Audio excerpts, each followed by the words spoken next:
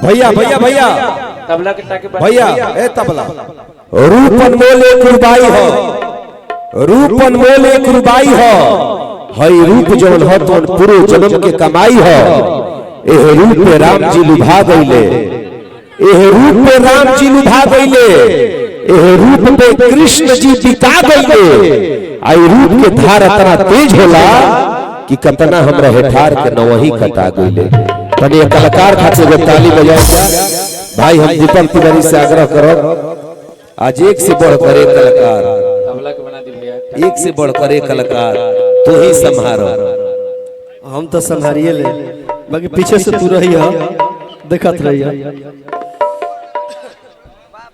चलिए तने हम परिचय ले चाहता नहीं, परिचय से ले इतनी आसान है हमरा बोले बतियावे में। हां जी हई राउ नमवा का हो रानी ए टीम के मलकिनी तरह ये लागत है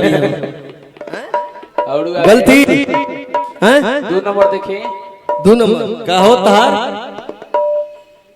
हाजिरी लगावो लोगे हैं। प्रिया बड़ा उदास लागत रुका है, कुछ बात बका। होली में मन नहीं बनल न नो उदास बाड़ू बड़ा प्रिया नहीं उदास है। जितना चमक आपके चेहरे पे है उतना चमक प्रिया के चेहरे पे नहीं है। होली भी ना हम समझ रहे हैं क्यों नहीं है, मुझे पता है। राउर का नाम परी आहा परी तारा के करी प्यार। राउर नाम बॉबी, सब जानी में सुनर तू ही लगा तारू मानवी मानवी। राउर प्रमोद गार्जियन जी हमर कहां बैठे बोलबो बोलबो का कुछ बोलो। बड़े भाई पूरे शाहाबाद में जनता के लिए जीने वाला और मरने वाला, पूरे शाहाबाद में रिकॉर्ड वोट से जनता ने जिनको मुखिया बनाया और जिन्होंने घोषणा किया कि मैदान खाली करो, अब जनता आ रही है। जनता के जननायक बड़े भाई सोनू सिंह सोहिया पंचायत, थोड़ा मंच पे भाई आप आइए, मंच पे आइए।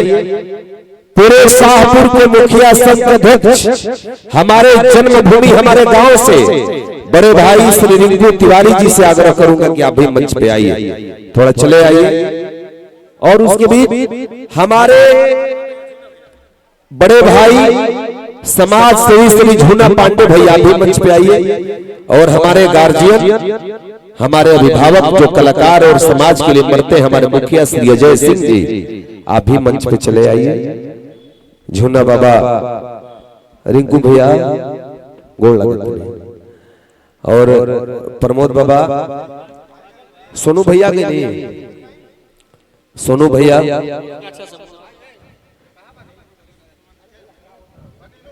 सुनो भैया इधर आइए। मैं आग्रह करूंगा हमारे भोजपुरी के प्यारे रत्न, हमारे भोजपुरी भाषा का एक ऐसा चांद, प्रमोद बाबा को दीवाना कर दिया पूरे भोजपुरी क्षेत्र को, दीपक तिवारी।